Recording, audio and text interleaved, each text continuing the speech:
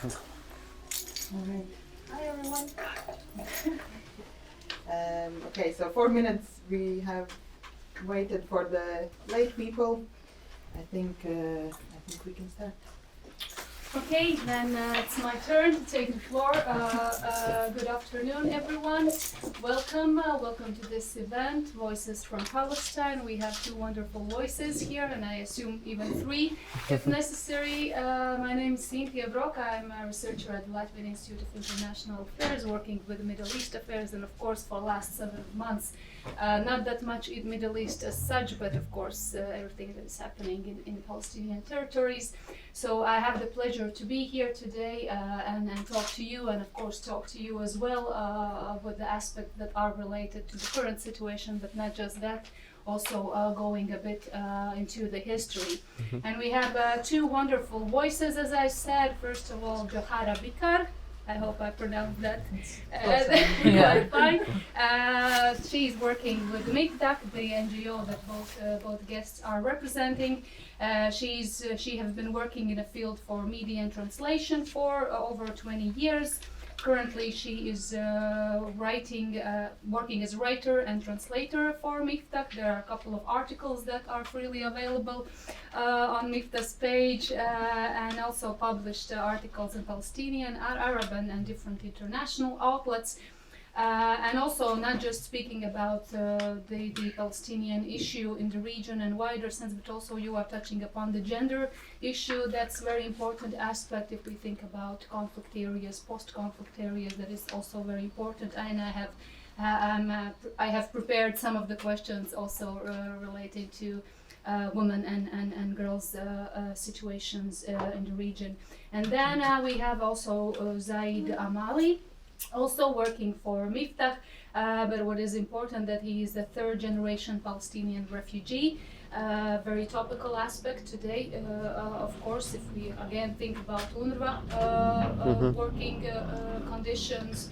Currently, that's been quite challenging for the last couple of months, and also works in a field of international advocacy. That's also part of the reason why those guests are here today, spreading the voice within the Baltic states and wider region. And he holds master's degree in diplomacy and bachelor's degree in political science and international relations.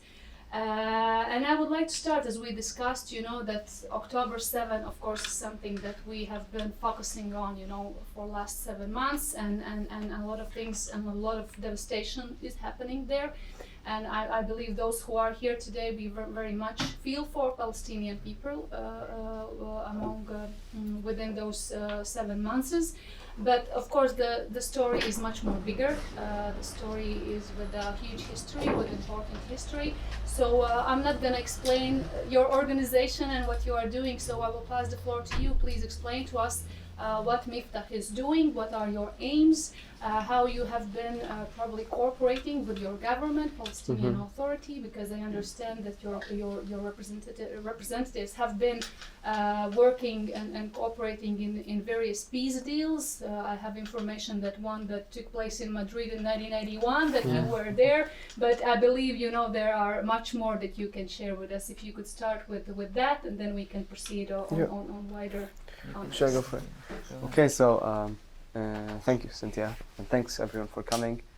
And so MIFTAH is an independent Palestinian NGO.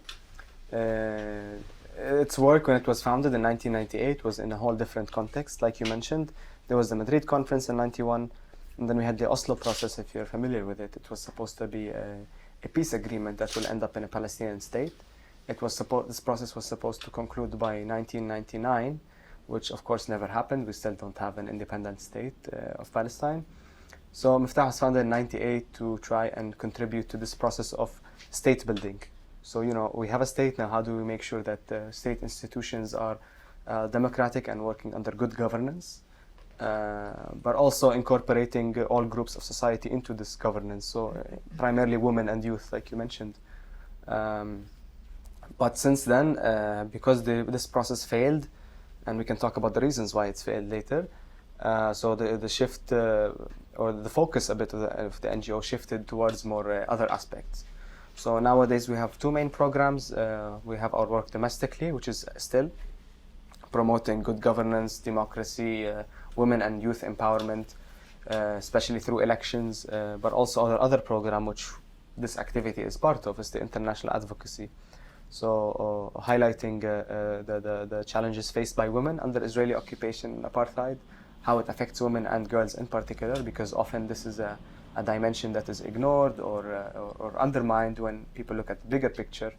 But also spreading the Palestinian narrative, because this is something that is often ignored. I'm not sure how often people hear from Palestinians or see our voices on media or through politicians. I believe overall our voices are not being represented enough. So again, this is part of our job to highlight the Palestinian narrative. We do this through social media, through meetings with different stakeholders. I prefer to do public events like these ones.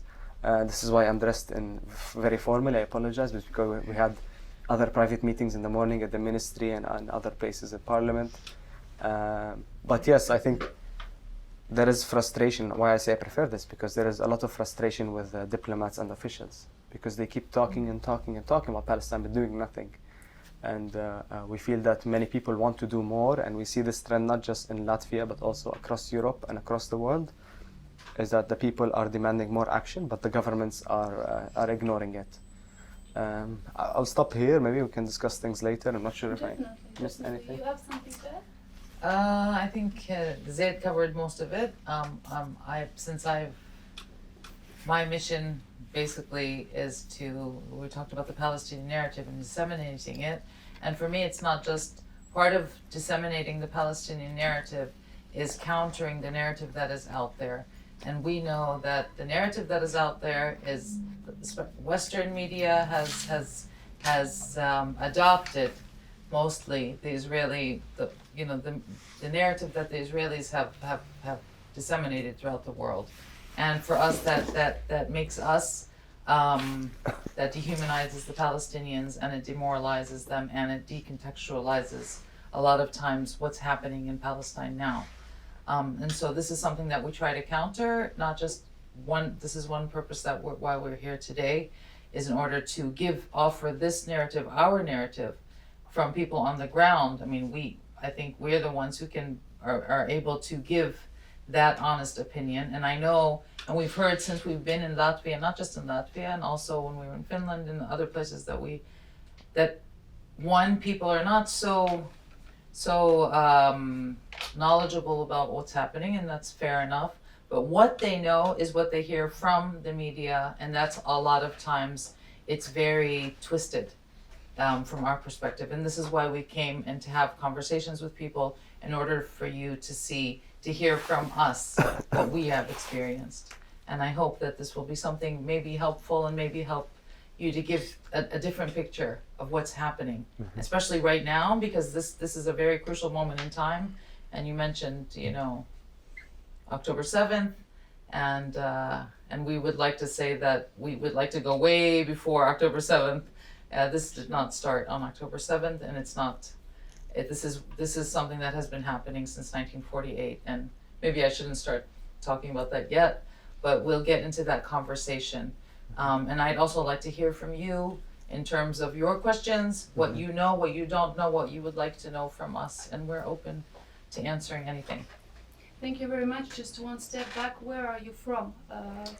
You will go back to Palestine? Yes. Yeah. Which city? In Ramallah. Ramallah. Oh. So our office is in Ramallah. We have an office in Gaza, which we cannot go to. Well, maybe I should say we had an office in Gaza because it's no longer there. We have also 3 colleagues in Gaza who were displaced to Rafah, but since yesterday, if you follow the news, the Israelis also attacked Rafah. So now, they have nowhere to go in the north because everything has been destroyed. But yes, 3 of us are working from the office in Ramallah, in the West Bank. Okay, thank you.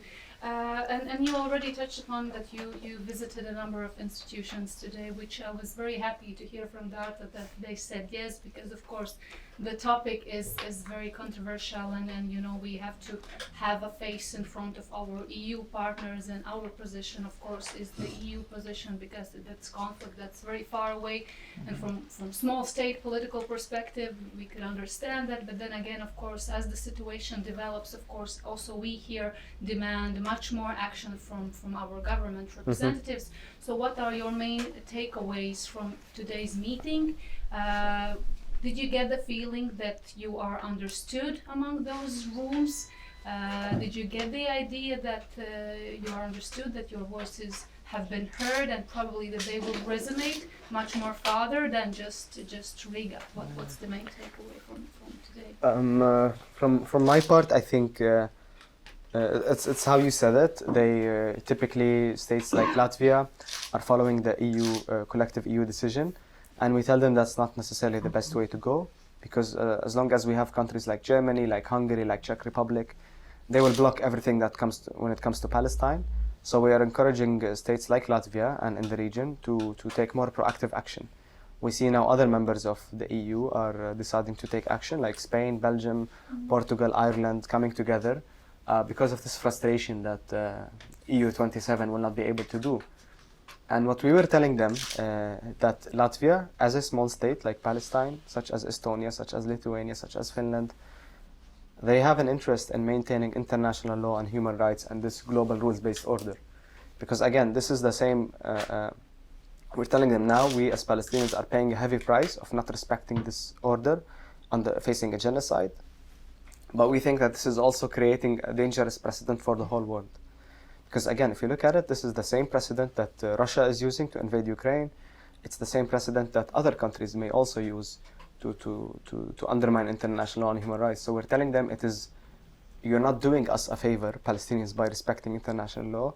It's your legal responsibility, but also it's in your own interest as a government to maintain international law, human rights, and global rules-based order.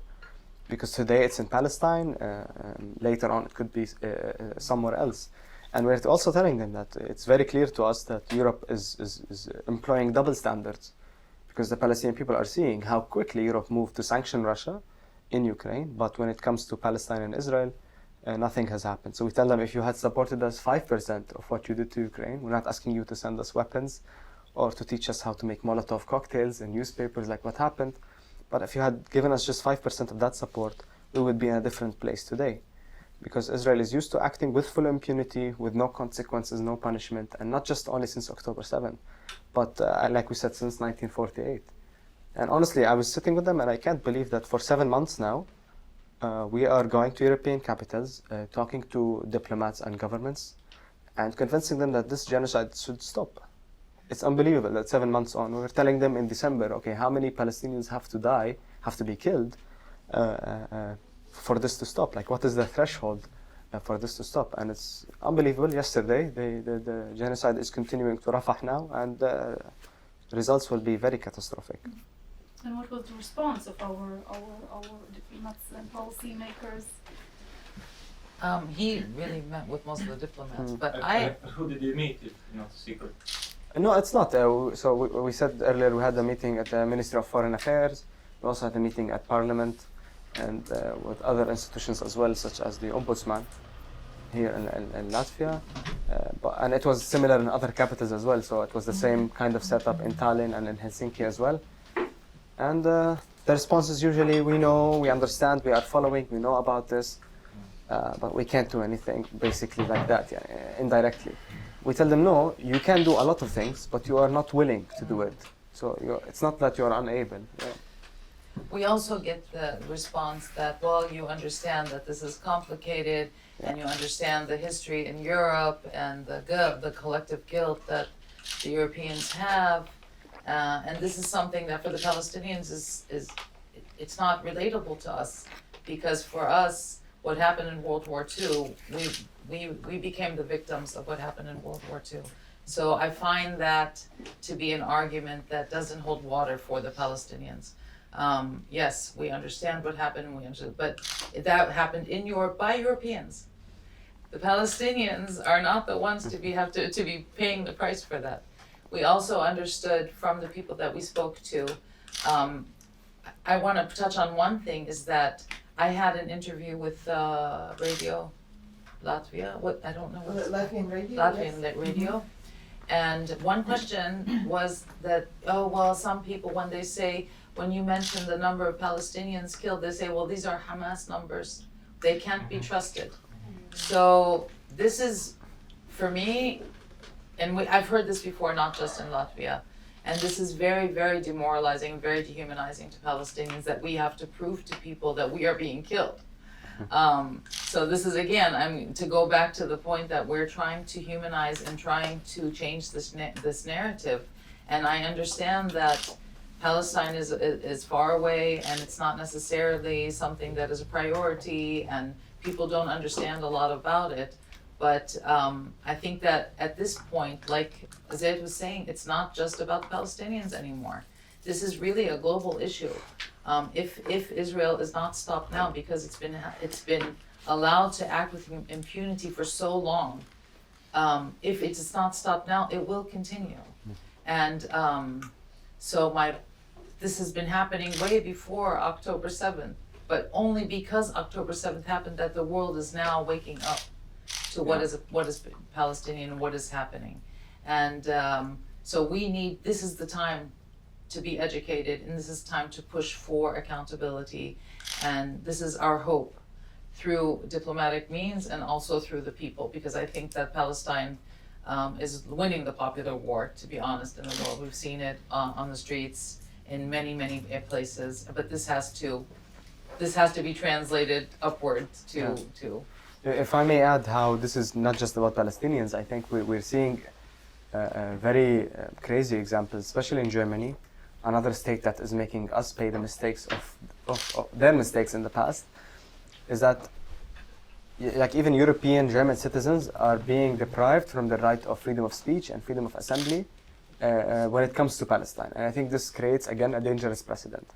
Because today you are prevented from going to the street or from saying certain things about Palestine, and later on it could be about something else. So it is making us question the whole concept of democracy sometimes when it comes to Palestine. Also in the United States, if you're following the encampments at universities, the students are being attacked very violently for practicing, freedom of speech and their student activism, which is a crucial part of their educational process. So this is what we mean. I mean, many people are saying that Palestine is freeing the whole world in some sense, and you also say that Palestine is like a litmus test. So where people stand on Palestine, it shows you a lot. You're not just standing up for Palestine. No, people are making the connections that Palestine is a climate justice issue, it's a feminist issue, it's a queer issue. It's more than one thing altogether. It's standing up for justice. It's not just taking a side with the Palestinians. No, it's much larger than that, in my opinion. Exactly, I can agree. International law, international rule-based order that you mentioned, everything that we who have studied international relations, know what it means. And I sometimes argue that, in recent months, that actually everything that we have been taught at university regarding the rule-based international system, everything is, going downfall very rapidly, and we have our own experience with the demonstrations that were forbid at first, and now we have court cases for that, which again, of course, from one hand is something that you can use as a democratic society. You can go against one or another decision, but at the end of the day, it's not the case if we go, as you mentioned, and spread the voice towards support to Ukraine, let's say, So I can completely share the idea that there is this double standard placing a very huge role, unfortunately, for when it comes to thinking and speaking about Palestinians, and really, you guys are paying the worst price to teach us or to show us what it actually means to have these kind of options and availabilities in our daily life. But okay, let's go then a bit back to the history. You mentioned 90s, then the situation started. We can go back to 67, 1967, Six-Day War. Then there was, 1949 after the war, Arab-Israeli war, after Israel declared its independence. So there is at the beginning, there was Israeli-Arab conflict in a wider sense. Then it narrowed down to Israeli-Palestinian conflict, how we like to refer to that. And now there was, of course, October 7, as you said. It's not something new. It's very much connected with everything that has happened from 48, at least. So can you explain to us what was the life of ordinary Palestinian living in West Bank, in Gaza, before October 7? What have you experienced? How it was? You can go first. If Gaza, for example, has been under an Israeli blockade, an Israeli siege by air, land, and sea since 2007. Now, the propaganda is what Israel peddles will say, well, we withdrew from Gaza. Gaza, it has been on its own, and what happened was Hamas took over and terrorism and blah, blah, blah. It's not true, because Gaza is completely under Israeli military control, Israeli occupation. Every single thing, including people, goods, food, medicine that goes in or out of Gaza is controlled by the Israelis from 2007 until, now it's all blown up. So that was Gaza. The West Bank is under occupation, and I live in the West Bank, and I can tell you that I'm not free. None of us here are free. So everything that we do also has to go through the Israelis. That includes getting a passport, crossing checkpoints, leaving the country, entering the country. That will not happen. If Israel says no, it doesn't happen, okay? The West Bank is being taken over by what they call Israeli settlements. I don't know how much people are familiar with settlements. Settlements are Israeli communities that are embedded within Palestinian territory in the West Bank, and they are illegal under international law. And everyone, even the United States, which is Israel's staunchest ally, will tell you that they are illegal. But they have, since 1967, when Israel occupied the West Bank, they have slowly eaten up the majority of the land in Palestine, in the West Bank, and have left Palestinian communities isolated. And in between them, they're either in between them, around them, and then there are checkpoints. So we have to deal with Israeli military checkpoints and settlers and settler violence, settler terrorism that happens almost every day against Palestinians. They cut down, they burn their trees, they attack. The Israeli military arrests people at random. So this is in short daily life of the Palestinians way before what's happening now. Yeah. If I could take a step back to 1948, to where the whole thing started. So my grandparents are one of the 750,000 Palestinians that were kicked out in 1948 from Palestine when Israel was founded. My grandparents went to Syria, so this is what makes me a third-generation refugee. So I was born in a refugee camp in Damascus, in Syria. I was lucky to be able to come back to the West Bank, not to my original village, because Israel will not allow me to do so. My village is much up north, near the Syrian border. But yes, so I was lucky because my mom is from the West Bank, so I could enter with her as a kid and live there. But yes, in 1948, most of the Palestinian population were kicked out to Syria, to Lebanon, to Jordan, and to other places around the world as refugees. And until today, they cannot return, including myself, to their original homes and villages. And on the other hand, any Jewish person with no connection to Israel can travel right now and automatically become a citizen and enjoy all the benefits. While the Palestinian refugees, they were 750,000 back in the day. Now, of course, second and third and fourth generation, we add up to 7 million Palestinians. So half of the Palestinian population are actually outside of historical Palestine. So we have around 7 million within historical Palestine, in the West Bank, in Gaza, or with Israeli citizenship, still being discriminated against. But we also have another 7 million outside as refugees in exile. So yes, it goes way before October 7, but I think what October 7 did is that before October 7, the status quo was very convenient for the world because only the Palestinians were suffering. But because on October 7 we had people on both sides suffering for once, then there was this international outrage and all this renewed attention, let's call it, on that particular region. Exactly, and I think that is very important if we think about nowadays. We can hear and listen from the media regarding the UNRWA and how actually Israeli public rhetoric is using that as a political instrument. And it's not just conventional war that is happening on the ground, but also informational war that is happening all around the globe. And we are happy that we have returned our payment to that, because it is really small, of course, but nevertheless, it is very important that we keep supporting that, because that is exactly the United Nations organization that is taking care of those 7 million refugees, not just in West Bank and Gaza, but also in Syria, Lebanon, Jordan, especially in Jordan. Yeah. So that is, of course, very, very crucial. But then again, we think about, we can understand the history, we can understand the complexities of today. You know, we have ceasefire talks from day to day, and there has been no valid results from November, when the previous ceasefire ended. And then we have to touch upon the role of Hamas itself, and why the framework, how I wanted to frame it is that, you know, Latvia, we have been occupied by Soviet Union for 50 plus years. Yeah. We know what it means to live under the occupation, but at the same time we know very well how huge role national identity, national unity plays in order to achieve our independence after the Soviet Union collapsed. So my question goes regarding the unity of Palestinian peoples, because there was a reason why Hamas appeared. There was a reason why Hamas gained support in Gaza. And I believe even nowadays there is a quite good support from Palestinian peoples to Hamas.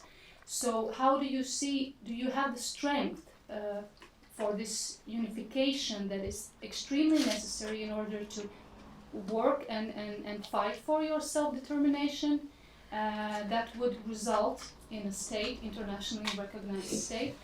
Do you see that, you know, you are ready for that, people around you are ready for that, the people that you work with, the bubble that you are operating with? But how you would describe the general Palestinian society? Are they ready to do that? Where do you stand? I actually think yes. I think that Palestinians, ironically, October 7th unified the Palestinians in their determination to be free. I think that this has always been the case. Hamas was created 20 years after the occupation of the West Bank. And 40 years, I'm very bad at math. 40 years since, 1948. So Hamas was just one, the creation of Hamas was a response to the occupation, again. And Israel has cracked down on any organization that has resisted its occupation. In terms of the division, and obviously you understand that there has been, a political divide within Palestinian society and the factions, and I understand that that's an internal issue that we do need to deal with, and we will. We need elections for that to be resolved, and again, because we are under occupation, even elections are not allowed to be conducted freely, because as you know, East Jerusalem is also part of the West Bank. But Israel sees East Jerusalem, it unilaterally annexed it and calls it its capital. But even international law says that East Jerusalem is occupied territory, it's part of the West Bank. And so when we want to have elections, Israel says no, the East Jerusalemites are not allowed to be part of it. So in short, we would be able to resolve this if there were elections. I'm positive, and in our determination to be free and to have our self-determination, because if anything, this genocide has united people in their determination that this cannot be sustained. We cannot continue to be under Israel's occupation, because as we have seen, they will annihilate us, and they have been doing that. I mean, it's been 7 months, and there have been at least 40,000 people have been killed, and that is a very conservative number because 10,000 people are still missing, which means they're under the rubble, which means they have been killed and they're on streets, and we are not even allowed to collect their bodies. This is how little Palestinian life is being valued. And our ask is that we understand that Israel has its own goals. Israel is very clear in what it wants to do to the Palestinians. It doesn't even hide it anymore. It says we want to wipe out Gaza, we want to exterminate, they have the genocidal intent is there. It's not hard to prove. So our ask is that the world needs to stop this. Israel will not stop on its own. But there is a system in place, and when we're talking about that, there's a system of international law and accountability in place for a reason. And if anyone understands that, it's the Europeans. I mean, the UN was created for this very reason, and so it has failed us in the worst possible manner. And so this is why we came to appeal to good people like yourselves to push for, at least for accountability, and at least for these universal laws and conventions to be upheld for all people, not just for some. Yeah.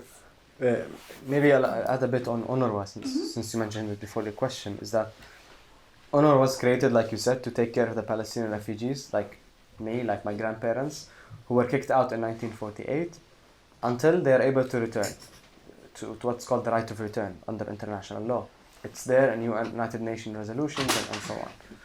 However, what happened during this genocide is that many countries, including Latvia, even if it's a small contribution, decided to cut the funding to UNRWA based on Israeli allegations.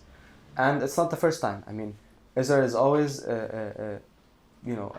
putting out these baseless accusations without any evidence, without any proof, and everyone automatically believes it. And whatever the Palestinians say is not believed, such as the issue with the question you got about the number of Palestinians killed. So anything the Palestinians say is always under doubt, it's questioned, but anything the Israelis say is automatically believed and acted upon as well. And one example is the cutting funding to UNRWA. Then an independent report came out and they proved there to be nothing wrong, and then the government decided, okay, we'll bring back the funding. And this is also what happened around October 7, when all these rumors and baseless allegations were coming out, the 40 beheaded babies, the I don't know what, putting babies in ovens. None of that happened, and we were telling people we need an independent international investigation to prove if these things happened or not. But everyone automatically believed the Israelis, and all the mainstream media, all the politicians were just repeating what they were hearing from the Israelis. And until now, 7 months later, when you can see what's happening on your smartphones now, without me telling you what's happening in Gaza, but still many are not believing the Palestinians, and even if they see it, they're not acting on it. So this is the I would say always how Palestinians and Israelis are treated in places like Europe and in places like Latvia. And then on Hamas, I think like Johar said, Hamas was founded in 1987, decades after the Israeli occupation started, or after 1948. But also, interestingly, if you look at who voted for Hamas in the last time we had elections in 2006, Hamas is an Islamist ideology. The Christians in Palestine voted for Hamas, among other groups that will typically vote for Hamas. So what I'm saying, because nowadays, like you said, the support for Hamas has increased. And that support is not because, it's not ideological. It's not necessarily because people have an Islamist ideology, no. It's because Hamas is waving the flag of armed struggle against the occupation, which is a right under international law. But because the people have seen that the international community or international law will not protect them, the Palestinian Authority, which has its security forces, also will not protect them. So the natural reaction is to support armed resistance, because it's a very natural equation that oppression and occupation breeds resistance. Even if it's not Hamas today, it will be another group, and it will be people on their own resisting occupation. This is just a natural instinct in every people. It's not just the Palestinians, I think. Everyone who has been under occupation has resisted this occupation. So again, Hamas is a very convenient excuse for Israelis to use. Like they say now they want to destroy Hamas. I don't know how it's possible anyway. But I mean, the objectives are very clear, like Johara said. They are not freeing the hostages, they are killing their hostages. They are not killing necessarily only Hamas people, no. 70% of those who are killed are women and children. And they're destroying hospitals, they're destroying schools, universities. How are those all? They say, oh, Hamas was using this hospital and this university, of course, always, the basis accusations. But what I'm trying to say is that it's very clear what their objective is. It was the same objective decades before Hamas was created, and it will remain to be the same objective even if Hamas stops, if it's destroyed or if it doesn't exist anymore. As you said, the Hamas is the subject that Israelis is using quite a lot, of course, nowadays. But of course, Hamas is recognized as a terrorist organization. Latvia have recognized it as a terrorist organization. A number of Western powers, so Western nations. So we look to their activities as a terrorist activities, and we of course condemn them. Is there the same level of condemnation from Palestinian people? Because we can understand what you are saying and explaining from where it comes and how it develops. I get the idea completely and I can understand that. But nevertheless, if you think about the situation where, one day, Israel occupation will collapse, then from your argument, from your perspective, there will be no place for Hamas or any other resistance movement to exist. But nevertheless, having this level of support for terrorist organization in terms of Western perspectives, do you think it's helping to prove your point? Probably you get that a lot, but this is also something that we have been discussing here, what's your response to that? I think for the vast majority of the Palestinian people, Hamas is not a terrorist organization. And again, the saying is one people's terrorist organization is another's freedom fighters. I think this is a similar case here. Of course, it's not like the Palestinians are love violence and they love to kill innocent people. No, we are against the killing of innocent people and all horrible crimes. This is why from the beginning, from October 7, we're saying we need an independent international investigation and we need accountability for everyone who committed crimes, including Hamas, but primarily Israel as the main duty bearer because it's the occupying power. Can I just jump in? Yeah, sure. Exactly what he's saying is that the Palestinians are saying, fine, let a committee of inquiry, a commission of inquiry enter and let them investigate Israel's allegations, Hamas, whatever. Which party did not allow this commission of inquiry to enter? It was Israel. It was Israel. Not just this time. These things always fall on the wayside. Just because the Western societies deem something terrorist doesn't necessarily mean that. So this, for me, this is an argument that makes me a little bit, just because you say it's a terror, not you, but of course the Americans are going to call it a terrorist organization. Because America is, so it doesn't necessarily, we don't have to adhere, we don't have to subscribe to these terms. If, like he said, we are against killing any civilians. This is also something that we uphold. This is our... And we know very well what it means. We know exactly what it means. But why are Palestinians held to a higher standard than our occupier? It's very skewed. Yeah, I think that's a very important point. Like Palestinians are always expected to be the perfect victim, and then the Israelis are never held accountable. No. I mean, we can argue that the Israeli army is a terrorist organization. Exactly. But it's not labeled by anyone. And I think the crimes by the Israeli army exceed by far the crimes of Hamas. And like I said, we called from the beginning independent investigation and accountability for everyone who committed crimes. And this is the only way that we can reach justice after all. Yeah, and but it's a very convenient excuse, Hamas did this, Hamas did that. And then it is used to justify the genocide. Like even if Hamas committed the most horrible crimes on October 7th, that doesn't justify 7 months of genocide, of starvation, of killing, of mass graves being found under hospitals. Regardless of what they did, that doesn't justify.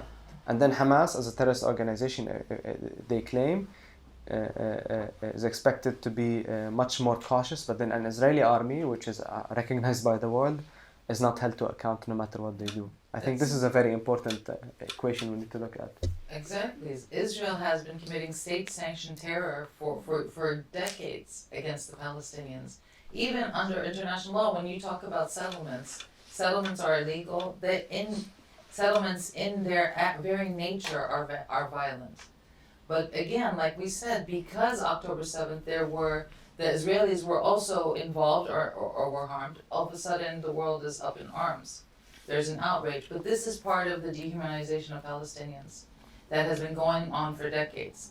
Palestinians are not seen on equal ground as in human terms as others, because we're brown, because we're whatever. We're from the global south. We're not the same as, no offense, white people. Right? So this is one of the reasons why this is happening right now.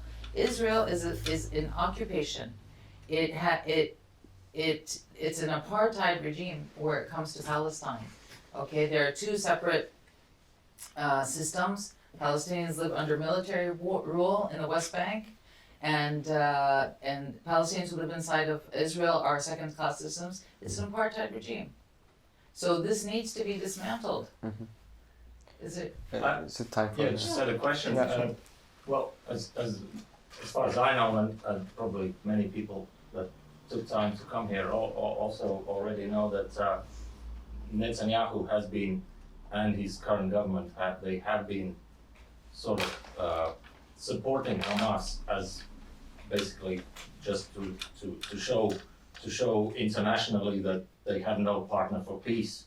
The question to you is, do you see that any former government, which has been less radical probably, in the past, any Israeli government has been like really genuine about a two-state solution, or has it been just a pie in the sky to just a can to keep down the road?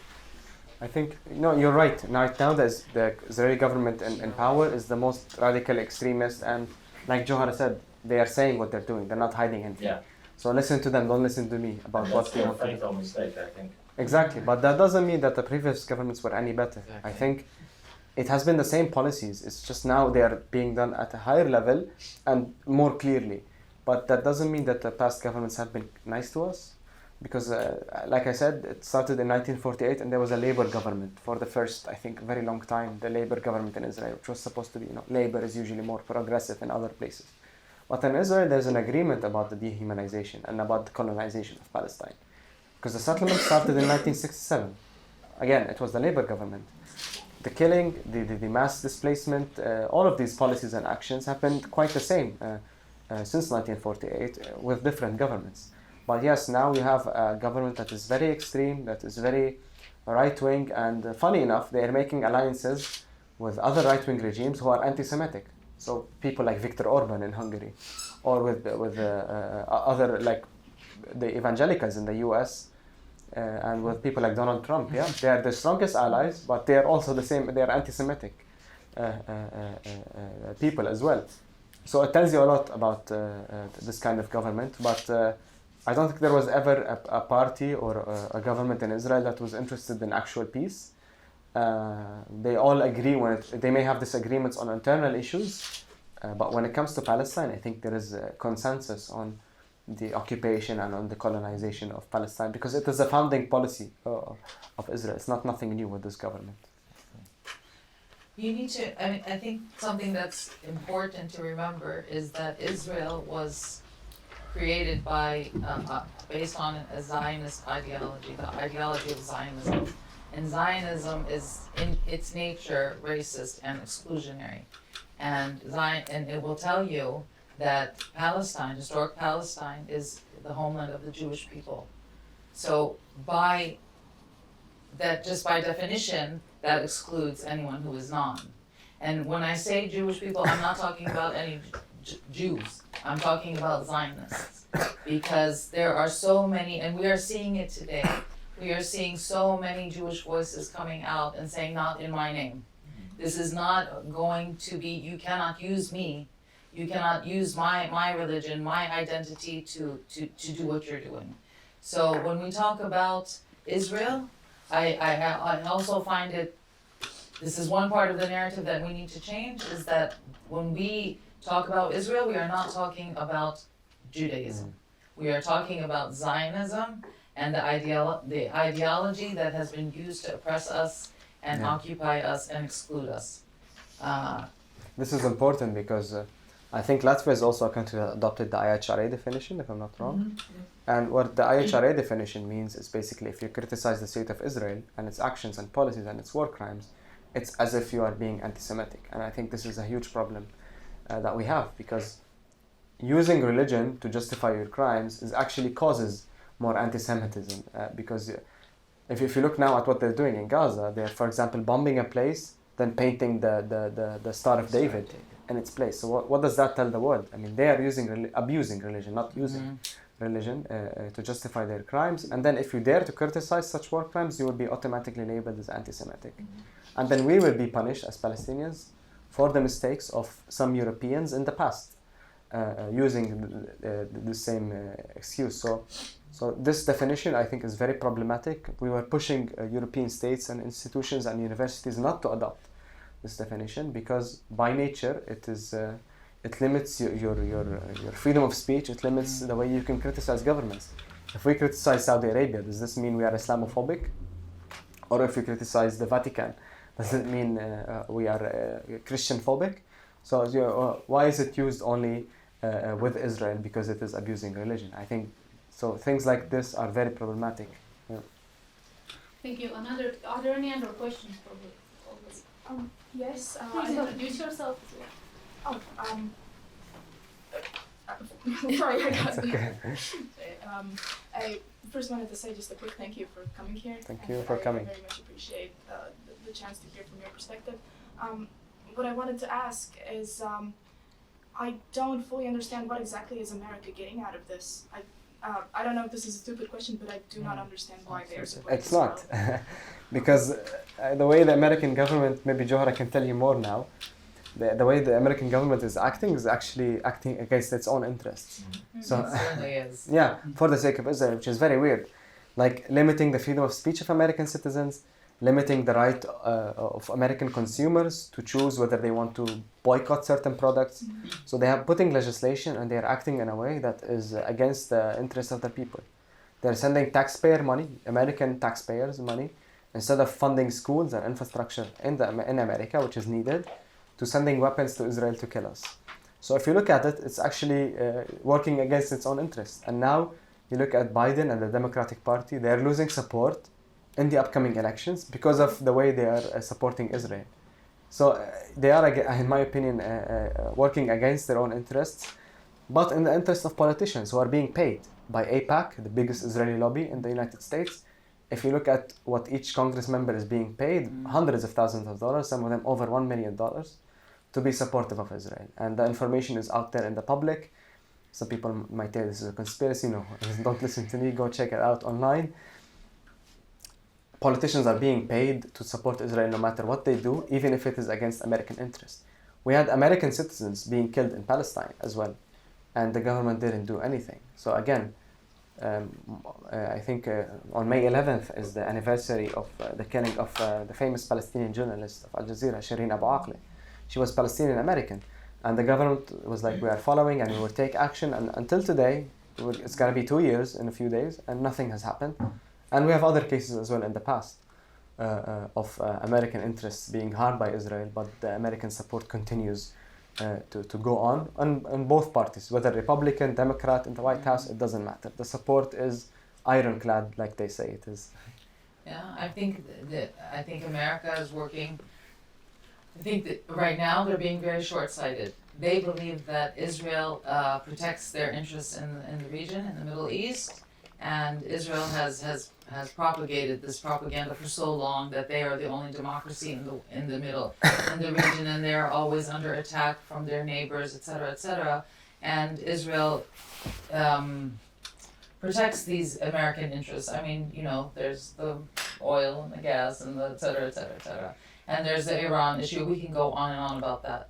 However, I think they're being very short-sighted, because as this genocide continues and as the world sees what's happening, not only Israel is being isolated internationally, but also the United States. we're not going to see the immediate results right now because they're very powerful, but I think eventually they will be isolated and it will work, like he said, against even the United States' interest. And Israel cannot stand the way, it will not be the same, even if it's still the way this war will end. There is no war that doesn't end, and this is a war on Gaza. It's not a war between. Okay, this is a war on the Palestinians. Okay, let's just make that very clear. And it will end eventually. And after it ends, I am positive that Israel's standing in the world will not be like it was before. And the U.S. standing. And the U.S. And so what the U.S. doesn't see is that they're very short-sighted. But so I'm hopeful until after this is over. Unfortunately, Palestinians are going to pay, and they have paid, and they will continue to pay a very, very heavy price for this. But I think that the U.S. hopefully will actually be isolated internationally because of their stance. Would you say that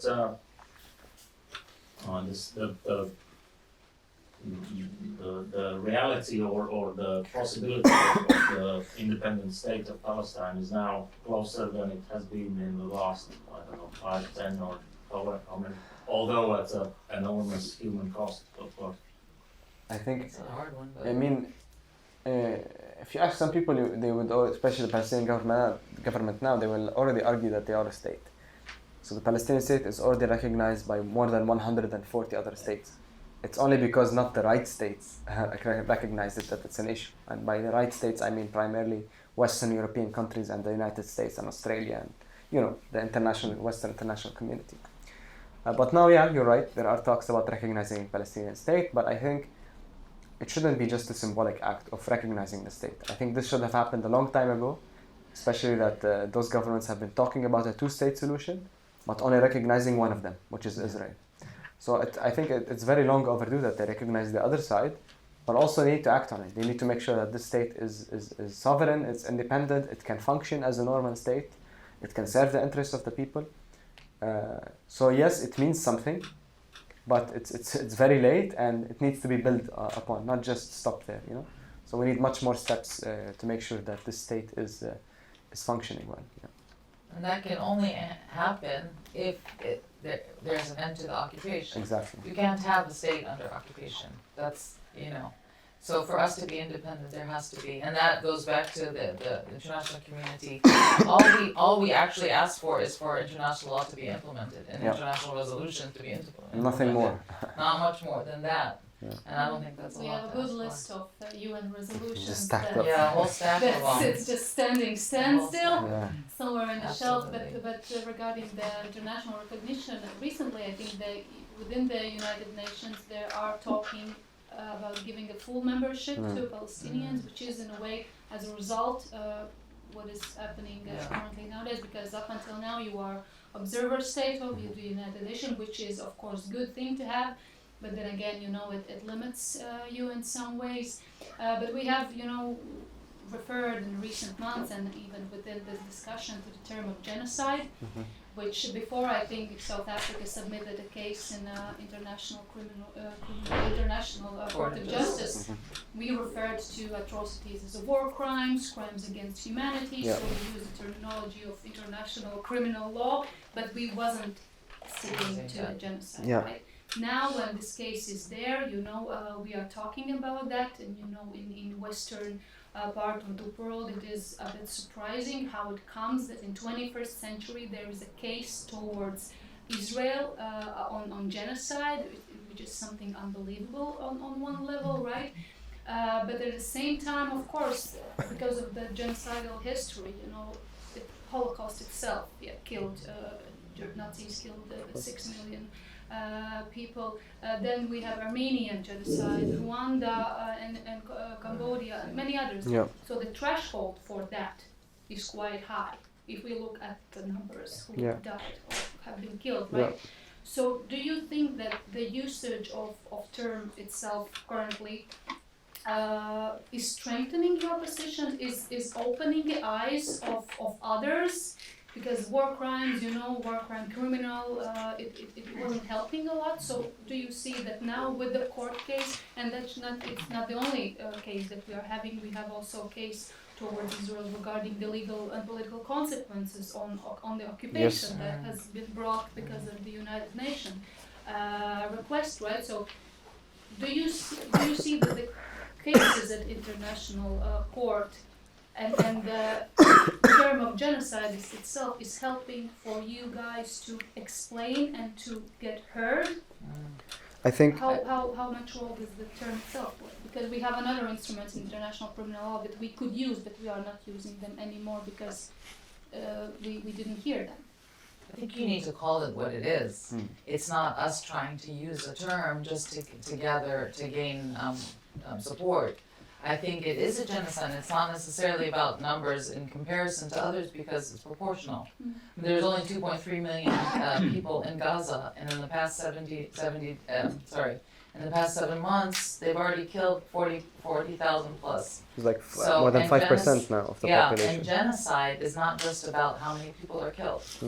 You are talking about the elimination of a culture and of a people, and the fact that Israel has systematically targeted hospitals, healthcare systems, universities, schools. They have targeted educators, professionals, doctors, lawyers, children, women.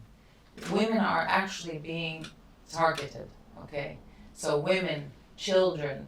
So you are talking about the annihilation of a people and the infrastructure that makes them a coherent and a cohesive society. So yes, it is a genocide, and it's not a ploy, and it's not a tactic.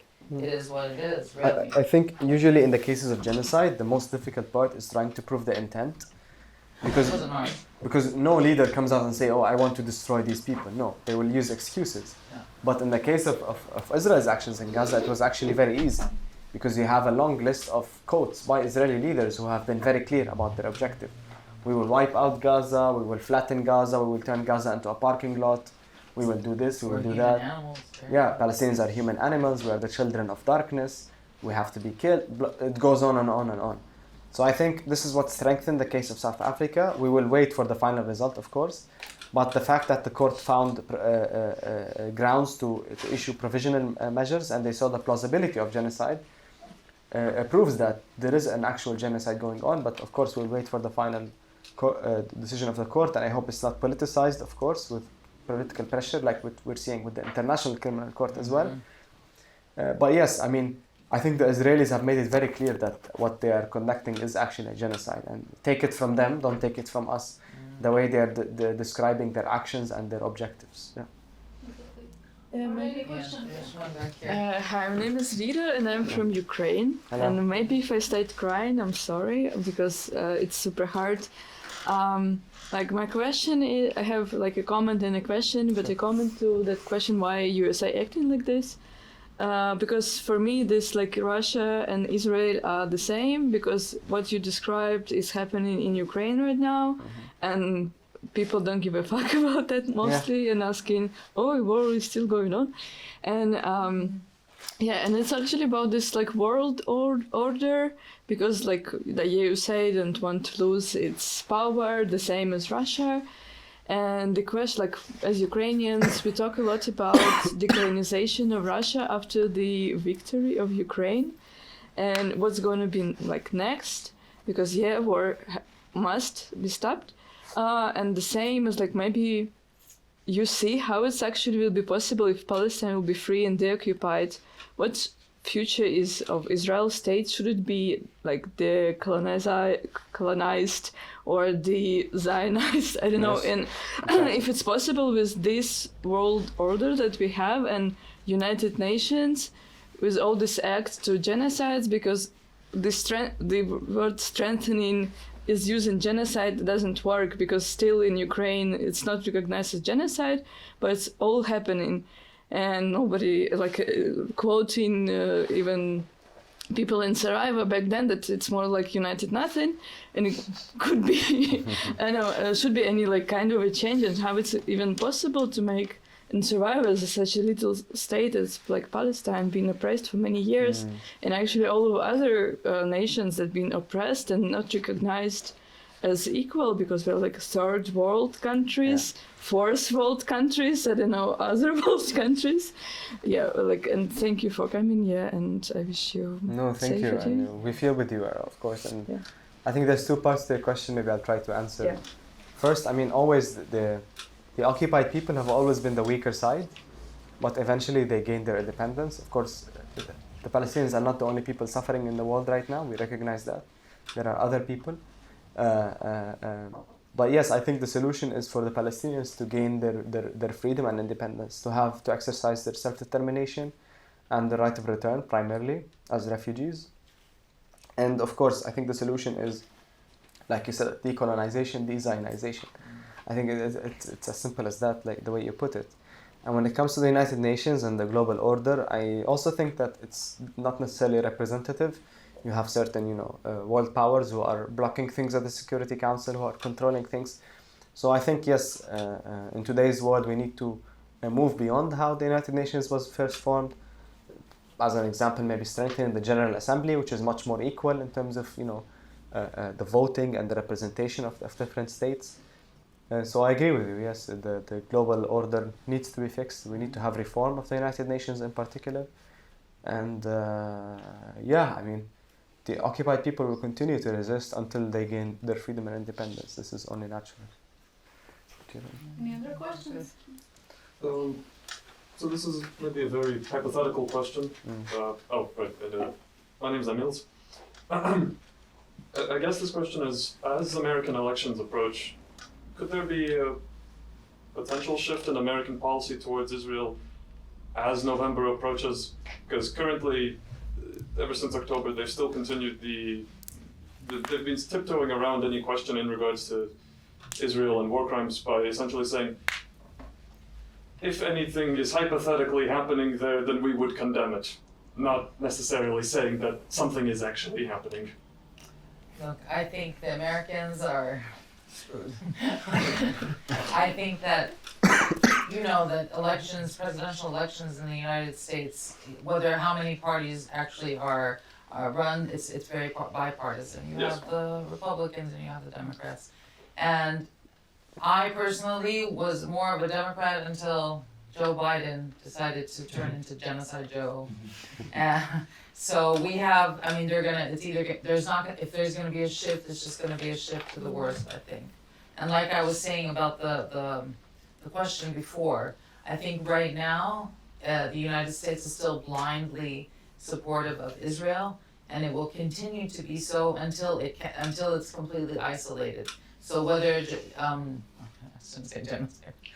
Joe Biden is reelected or Donald Trump, it's like bad and worse for the Palestinians at least. I don't see a good shift in terms of the Palestinians at all. My question wasn't so much that if the elections were to happen and say, I don't know, Trump was elected, that would things get better? It's more of, I don't believe in that. I do agree that both are just terrible. Yeah. It's more of, would they try to, they are aware that they are using votes among the youth specifically, who are also understandably don't want to vote in a situation where they either support a genocide or they support a genocide. Yeah.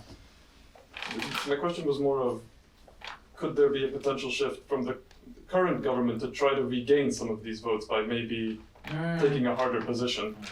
Well, we would have wished, we would have hoped for that. I don't see it happening though, to be honest. So far, how I know that is because how they're cracking down on the student encampments. protest. Okay. This was their opportunity to actually shift a little bit, especially when it's in terms of their own people. These are students, and we all know that change always happens, from the grassroots, from the ground level, and students in particular. And the way that the government is responding to their students, their own students, shows me that no, unfortunately, I don't see any shift. No, it's crazy to me that the Democrats are really killing their chances because of their support for Israel. Yeah. I mean, if you watch where the repression of students is happening, it's happening in democratic states. In New York, in California, they have a Democratic representatives, Democratic Senate, Democratic City Council representatives, so on. the Democratic mayor, and still they are using the police to crack down on students for practicing their freedom of speech and assembly. So in my opinion, again, it doesn't make sense that they are working against their own interests, and they are again, it's as if they want to lose the election and hand it over to the Republicans on a golden plate. But to us Palestinians, again, the point we all agree on, it doesn't matter, Republican or Democrat. Well, I mean, we hope to see change, but so far it's been getting only worse and worse. The American support continues. They're still sending weapons. They're not they told Israel that Rafah is a red line, you shouldn't go, and yesterday they entered. So it seems like they are not interested to change their policy approaching the elections. So. They entered after there was a ceasefire. Mhm. Exactly. There was a question. Just a comment and followed by a question. So, like in my experience, I have seen that the Western media and the Western politicians basically are playing with the words, in the sense that it is unacceptable in case of Palestine, and it is a war crime in case of Ukraine, that Putin is basically using electricity, water aid as a weapon, right? But the same is not in the case of Palestine. And even the statement of Mr. Blinken, another spokesperson. So the question is basically, and also, the silencing of the protest in the universities. Yeah. So the question is, what is it for a common man who is not a Palestinian to come out, and in which way, the person can come out and say, okay, I am not complicit in this. My government could be complicit in this, my politician could, but I'm not. Yeah, that's a good question on what to do. I think, if I may, what we've been asking people to do is that, okay, we notice that there is a general trend, I think we talked about this in the beginning, that the people are demanding much more than what the government is saying or doing. So, and this is across Europe, we feel it, but also across the world, not just in Europe. And so I think what the people should do is that we keep saying solidarity is a verb. So we appreciate that you are learning and about this and educating yourself and others about this. But we say, it's time for action, because there is no lack of information. Anyone can avoid the bias of mainstream media and use social media to know what's happening. It's all out there on your phones. I don't need to tell you. So I think now is the time to demand action from your representatives. In parliament, the people you elect, whether at the local level, municipal level, parliamentary level, or even your presidents, and telling them where do you stand on Palestine? What are you willing to do on Palestine before we elect you? We know that foreign policy is not necessarily the priority. Of course, most people, their priority is to elect people based on what their plan is for the economy or what for the infrastructure or the climate. But like I said, it should be just one whole package of justice that we're talking about. So asking representatives and demanding action from them on Palestine is very important. Same is that it's also equally important, of course, to raise awareness, to share stuff on social media, to also educate your own circles who may not know a lot about this. And we say, the impact of one individual can be very huge. Even if it's just educating, your family members or your partner or your friends, it can go a long way, because if each person does that, then we have many supporters. Then the politicians will start listening, because they know that if I don't stand well on Palestine, I may not be re-elected, because at the end of the day, the politicians' number one priority is to be re-elected, right? So if they feel that their position on Palestine could cost them re-election, then they would be interested in taking action. And if I might add, there's one very, very strong tool and powerful tool that citizens can use is boycotting. Okay, so there is a whole list, and it's on the website. It's on the internet, that companies that directly are involved in Israel, funding Israeli settlements, funding the Israeli military, boycott them, boycott, and money talks. So if you boycott and you talk to your friends and you rally people to boycott these industries and these companies, tech companies in particular, Western tech companies, that is a very powerful tool. Yeah. Very, very powerful tool, in my opinion. And, There was, okay, sorry. it's okay. Okay. Hi, my name is Vic. I work here and I studied history. And I just wanted to make a comment about the situation and how people have received this, what we from the beginning called a conflict. And what I wanted to say is that in the beginning it was very hard to convince people that something is happening, that this is not normal, that Palestinians are oppressed, that it is occupation. And one thing that I noticed was that people were afraid to speak about it. And I think this shows that we're actually living in maybe a crisis of democracy, because people were afraid to talk about it. There were friends of mine who were working in governmental institutions, and they said, I can't support Palestine because of there is official state narrative that I have to follow. And I think it's very sad that only now, when Gaza is almost completely destroyed, we are allowing ourselves to talk about it and maybe not be so afraid about our own situation here. Yeah. It takes a lot, I think. We keep hearing this, not just here, everywhere. Because talking about Palestine, standing up for Palestine could cost you a lot. People have lost jobs, have lost friends, have lost many things based on that, which is sad. It shouldn't be the case, I mean, that you're standing up for justice. But it does happen. But I think the more people speak about it, the more people come together, then others will feel safe and comfortable to also talk about it. So I think this is very important to know. This is why we keep pushing people to, talk about it publicly, especially known people like, politicians and media, because they can contribute to create this comfortable space where people can voice their concerns freely in a democracy. Yeah, I know it's not easy, and it may be costly that you lose something, but I think, like, even us being here, I mean, we don't know what would happen on the way back on the checkpoint. But again, we have a responsibility to talk, and I think the price we pay will always be less than the price that's being paid in Gaza by the people over there. So we need to always remember that, and beginning with us, of course. And we also recognize and we see those who are in solidarity with us. It's not that we don't see and we don't appreciate, we appreciate and we see each and every one of you. And we know that it's hard to speak about Palestine because of this, but it's also unique when you're aware that this is also a tactic to silence voices that are pro-Palestinian, because this is all part of a strategy, so that this propaganda can be peddled even more and more, and a distraction, so that the genocide and the annihilation of Gaza and then the Palestinians can continue. So we need to push back, and that's what I'm saying, that in any way possible, to organize, to rally, to boycott. Nobody knows what you're buying, so it's just don't buy. Just boycotting is a really powerful tool. Speaking up, and I understand that it's not easy in this day and age, and that's why it's even more important and even more appreciated by us. Yeah. Good question. Thank you. Thank you both so much for being here and for lending your time, and sharing everything. I know how hard it must be for you. And I just want to quickly also respond to what the history lady was talking about.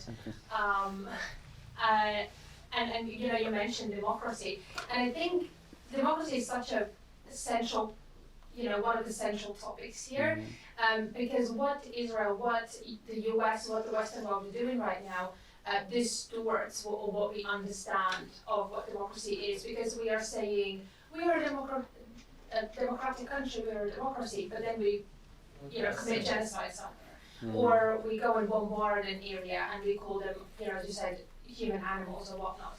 And I think that really distorts, and we need to go back to school to really understand what democracy really means and how we can not only enjoy the freedoms and extract from democracy, and I use that word loosely, but really understand what are our duties in democracy as well. And that is not just showing up every 4 years to vote, but it's the things that you talk about. Kind of like the three key pillars of democracy stands on is informed society, is objective journalism, and is protest. And so what we see, around campuses, what you're going to court tomorrow about is very much that.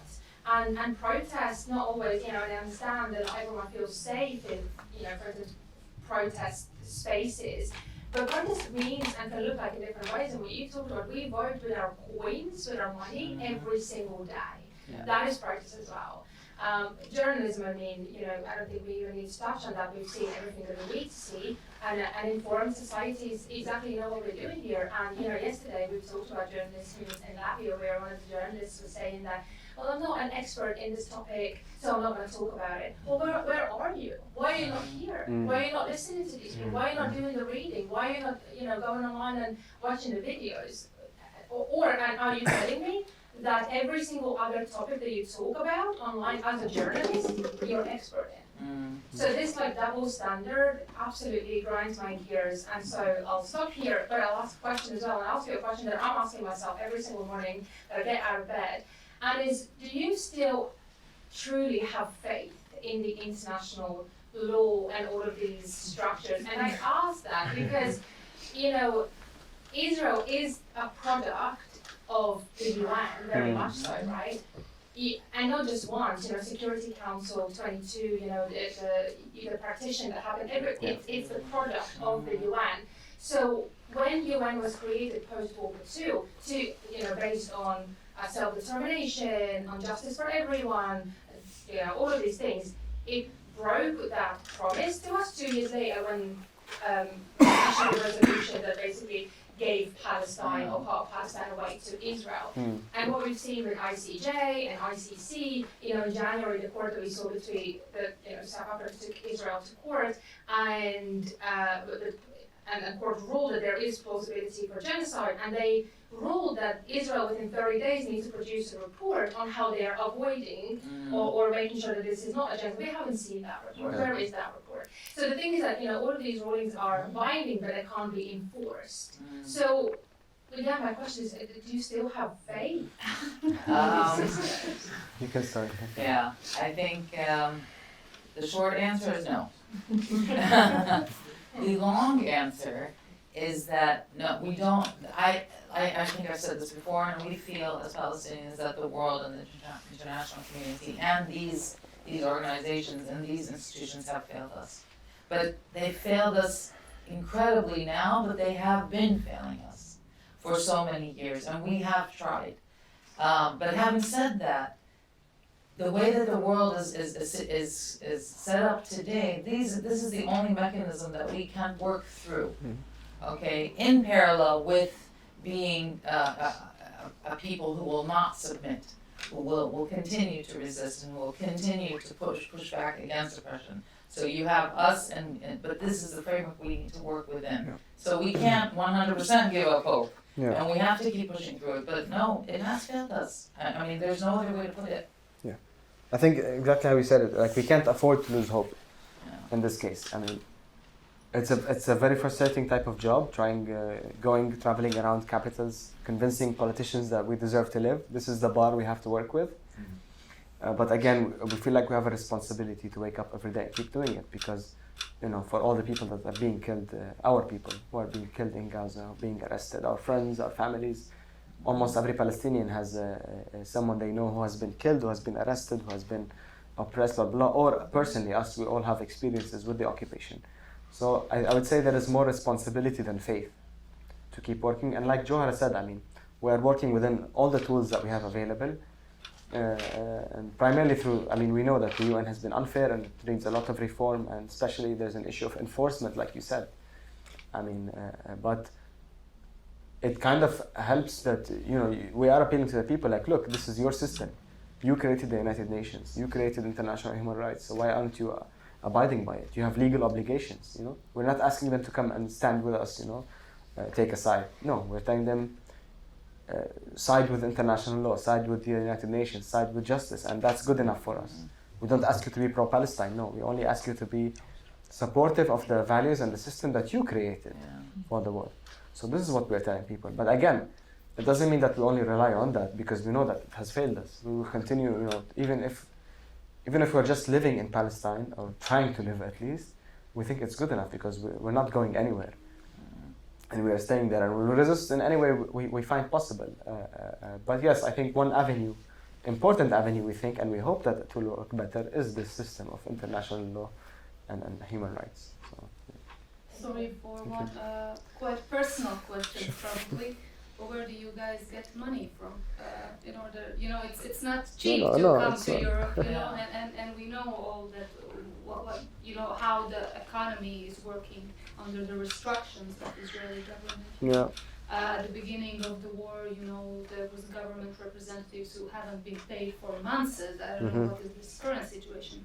But you are NGO. I'm also working in the NGO. I know how hard it is to get Exactly. money, right? So I saw that there are some financial plans available on your web. I didn't check that, but so where do you get the money to come here to Riga, to Vilnius, to others? That's a good question, if I may answer. I mean, like you said, it's all public on our website. Our main donors are the European Union, the Irish government, and the Norwegian government. But also we have other forms of smaller support from, let's say, the Netherlands, partly, yes, and some Palestinian businessmen as well. So it's all transparent, available online. But we don't have a lot of resources, especially now. Many governments are deciding to cut our funding, and Switzerland already cut their funding to us. Right after October 7th. For other Israeli For NGOs. us, but they continued support for others, but for us, they did not continue support with us for no reason. They didn't give any There was reason. 11 NGOs. Exactly, there were 11 Palestinian and Israeli human rights organizations. So many governments are suspended, they reviewed, and they're still reviewing, following everything we post online to make sure that it's not insightful. So, like you said, it's not easy for an NGO to get money and to do this work. This is why we have to do one day in each capital. It's very hectic, but it's more efficient in terms of money because it costs a lot of money. Because we don't have our own airport, so we have to go through Jordan by land, and then we have to travel from Jordan, and of course take a long flight through Istanbul or wherever to get to Helsinki, and then from Helsinki down. Anyway, it's a long journey that costs a lot of time and money. So yeah, it's not easy. We try to use our resources efficiently. This is why we rely on social media a lot, because it cuts down a lot of the cost to try and inform people. But we know that it's not better than a personal interaction with people like you here. But yeah, so this is how we try. I mean, it's getting more and more difficult. Many NGOs are struggling, including ourselves, but some others might have to close soon because of losing funding because most Palestinian NGOs rely on European Union and European member state funding. Yeah. EU is one of the biggest donors. To Palestine, exactly. So Yeah. what is the situation with the Palestinian authorities government? Are they being paid or it's still on hold? The salaries not every month, and they get paid part because Israel withholds the tax revenues that they collect on behalf of Palestinians. Yeah. There's so many layers to this. I mean, we'd be here all day. So yeah. So And yeah. obviously, if you have family at home that you have to feed, and if you are not radical, right, it kind of builds you a frustration, of course. Yeah, there are some. Yeah, so this sort of came ahead while listening, but this will be a comment and then I'll get into the question. But specifically living within Latvia, a common, I'm not sure if narrative is the right word, but you'll often hear that, especially in regards to the recent Palestine protest, if you go to journalistic media and look at the comments, you'll usually see people espousing that why support something this far away when Ukraine is right next to us? So sort of having two separate issues and keeping them separate, saying that you should focus more on this than you should on that because this is closer than that, this is in regards to us, this isn't. This is something that you'll hear a lot specifically within Latvia. I would assume maybe within Eastern Europe as well. I'm not sure how much in Western Europe. The question, I suppose, is do you also encounter this type of narrative within, I don't know, talks within politicians, diplomats, so on? And how do you argue against it? I don't understand why one should take the place of another. Yeah. I mean, solidarity can be universal for any. I mean, personally, I will be in solidarity with any oppressed people. And it's funny that you mentioned, and he's probably going to kill me for this. My son's girlfriend is Ukrainian, and so when and she's a very sweet young woman, and I always ask about, and not just we just don't just play cards. I ask about how her parents are. They're stuck in Ukraine, what the situation is. Not just because I'm trying to be nice, because I also want to show her that I understand and we are in solidarity. And when I tell my parents and when I tell my circle, this spreads awareness. So it's not, oh, well, Ukraine is far, I don't have to worry about it. Or because I'm a Palestinian, I have my own issues. One should not exclude the other. And that's just my... No, we face this with politicians, like especially when we tell them about this double standard. And, we tell them we expect you to do the same or at least part of it to Palestine. And we know that geographically it makes more sense that you are more concerned about Ukraine. We understand that. But again, it's the same precedent. It's the same system that we are working under. So we expect them to do the same. So they tell us, no, it's different. Ukraine is a different case. When we tell them, I mean, if you were to listen about what's happening without knowing where it's happening, you wouldn't be able to tell the difference, I think. And maybe our friend here from Ukraine can confirm that. Yeah, sometimes if I see some photos from Gaza, for example, or from Bakhmut, it's really hard to define where it is because there are places that doesn't exist anymore. It doesn't exist. So I think we should be able to acknowledge the struggles that are happening around the world everywhere, because I know it's not necessarily your case, but we can't be selective with where we show solidarity based on which people are suffering. And we know that we still stand and we relate with the South Africans a lot, for example, when they're very far from Palestine and they look a lot different than how we look. But still, we have a shared struggle of apartheid. This is why South Africa decided to go to the ICJ, for example. Or we feel with the people in, Puerto Rico under American colonization, or Congo, or in the Democratic Republic of Congo about what's happening. So again, it's a universal struggle for the same goal of justice, and I think we all need to be together in this. Well, the double standard is, I'd say, it's especially noticeable here, even on official state-owned news sites such as Al-San. I think, at least I think it was Al-San, where anything in regards to Ukraine, say there's a rocket attack, a bombing of a city, any victims within it will be rightly pertained as killed. But whenever, and usually it isn't anything front page, but whenever there would be something that pertains to Palestine, it's not that uncommon to hear that if there was a rocket attack, they're just pertained as dead. They're not killed, they just died. You would find some title with 5 Israelis killed, 200 Palestinians die. In the same sentence. Oh yeah, it's the case of CNN. The CNN. I've stopped watching CNN a long time ago. But Hind was a little girl. I'm not sure how many people. She's a 6-year-old girl who was stuck in a car in Israel, and tanks had surrounded her, and she was with. I think she was with her uncle. And another, and they killed her. Okay, they shot the tanks, and her voice was on a phone call. Yeah, with the ambulance. To the rescue workers, and they were recorded, and everyone heard this sound, and it's so haunting. And then they found her body, I think, a week later. She was 6 years old. So in Columbia, in the protests in Columbia University, they renamed one of the halls Hind Hall, out after this little girl. And I mean, her face and her voice is still in my head. I can't. So CNN comes out, and I don't even know what her name is. She should be fired. So she's talking, she's like, oh, they renamed the hall, Hind Hall, after a woman who was killed in Gaza. After a young woman. A young woman.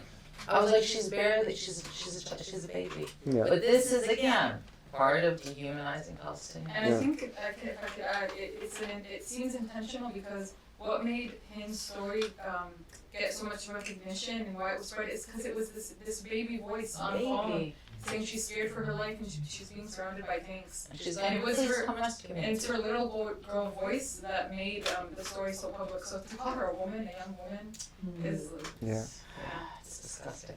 I mean, apart from conventional war, of course, informational war is still happening very much, and we have to be careful from both sides, unfortunately, right, in this regard. But nevertheless, I think we have to conclude slowly. We are tired and it's hot here. I think that when the colleague was mentioning, supporting both sides, actually, there is a good intellectual, Noah Harari, who is Jewish, living in Tel Aviv. He has published a number of bestsellers globally, and he has been criticizing Netanyahu's government quite harshly. And he said quite simple words that, you know, you can keep two things in your mind at the same time. There is a right for self-determination for Palestinians, and there's a right for every Jewish people to live in a safe space on the land. So if we keep that in our mind, I think we can avoid a lot of problems that are politically motivated currently, and really take care of people who are living in this land. And I can just wish you all the best and strength, and my mind and all our mind, I believe, is with you every day. Sometimes I don't watch news for a couple of hours because it's not easy, but nevertheless it's gonna stay with us for a long time.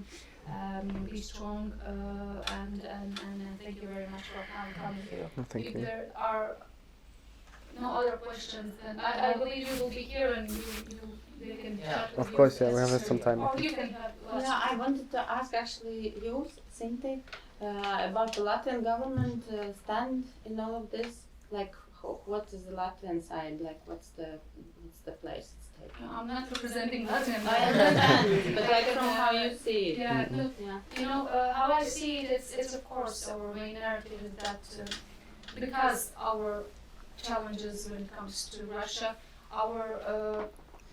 the need for us to have strong transatlantic partners, strong partner United States, which is our main security guarantor.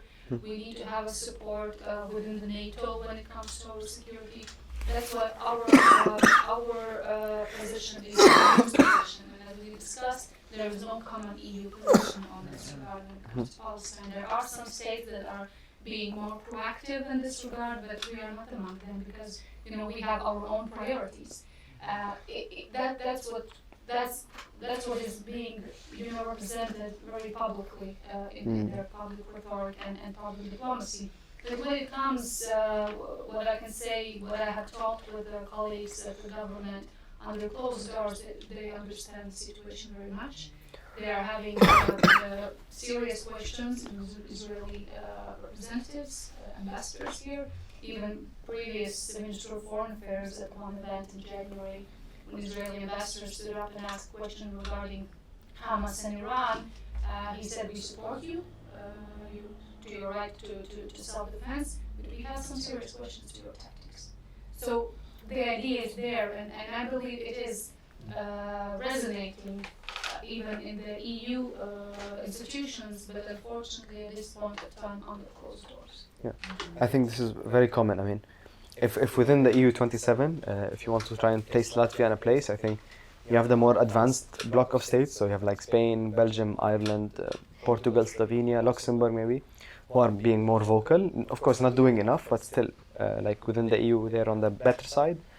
Then you have on the very bad side countries like Germany, Hungary, and Czech Republic, and then maybe Latvia and the Baltic states are somewhere in the middle between all of them. Even the German Minister of Foreign Affairs said that, you know, don't go to Rafah, and when Israelis did, they said that's wrong.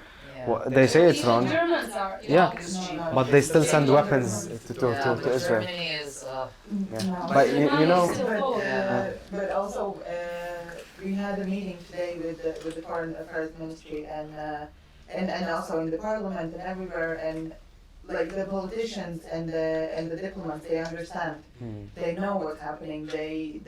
You can see it in their eyes and in their words and everything. But the narrative continues that like we follow what EU is doing. We are a small country. We cannot push for anything. And then separately as individuals, also like because for me it's important that.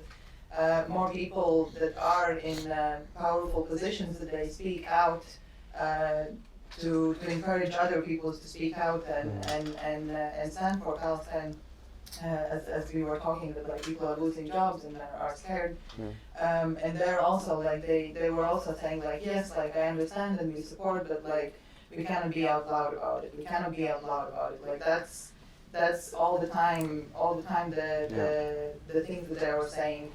In the Foreign Affairs Ministry, there was in this more informal conversation, he did mention that he sees that like Latvian diplomats and politicians would be more towards the in the middle, yes, like between the Germany and them and Spain and Ireland, but more maybe closer to Spain and Ireland's position, but they are not, they don't feel, let's say, like strong enough yet to be outspoken about, like supporting.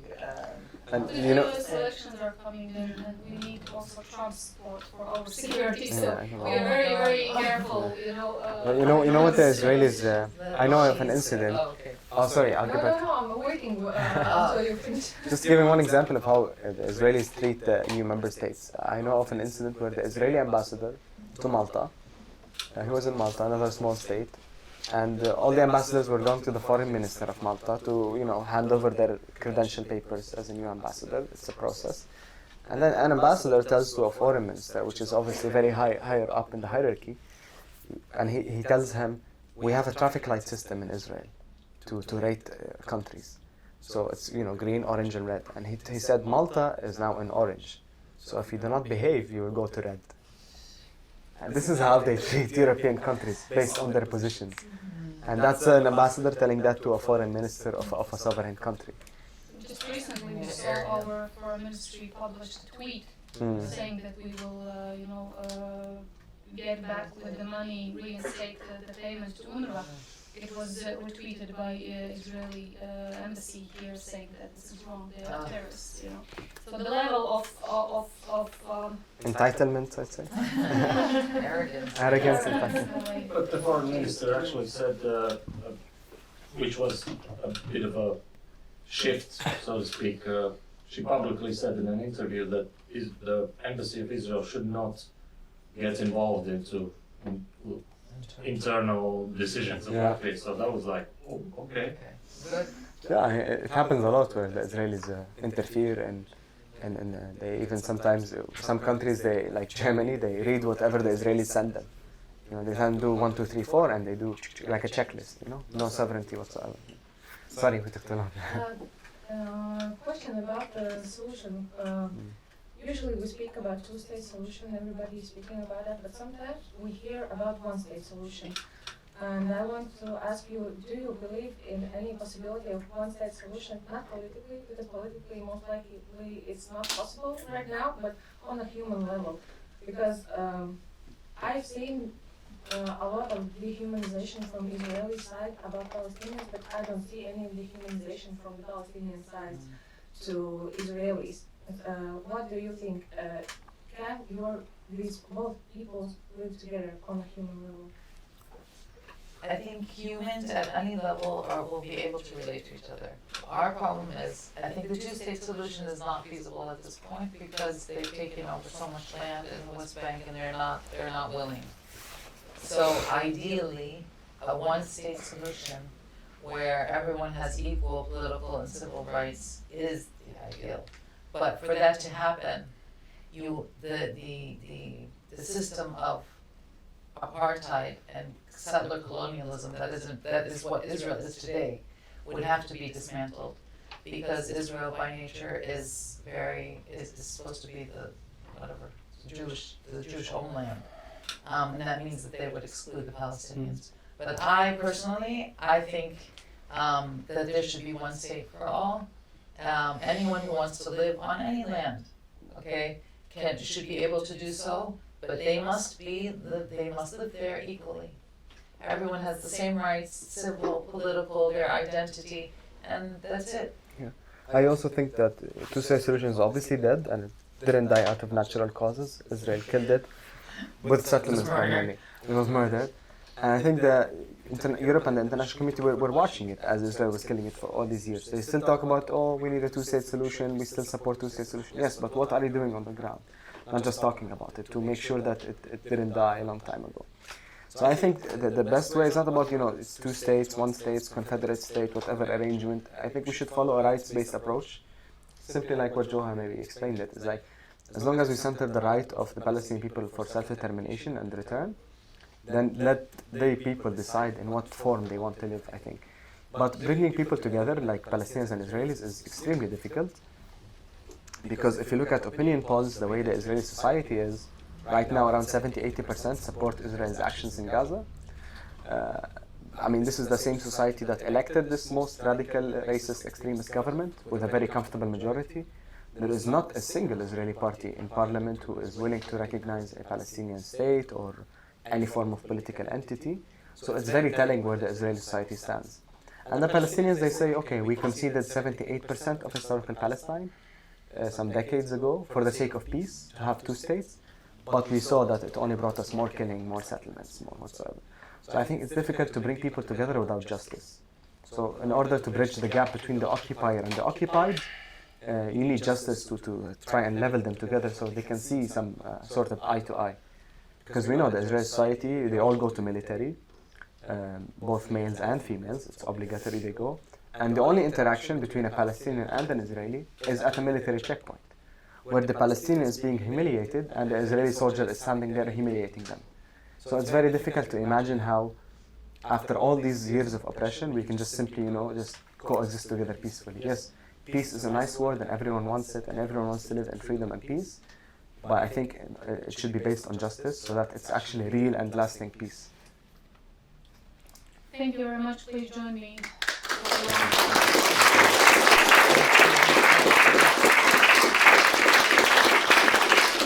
Thank you very much. Thank you all for Any coming. final words, Darta? She's the head of all the studying here. Yeah. And, Thank you, Darta. She's the mastermind.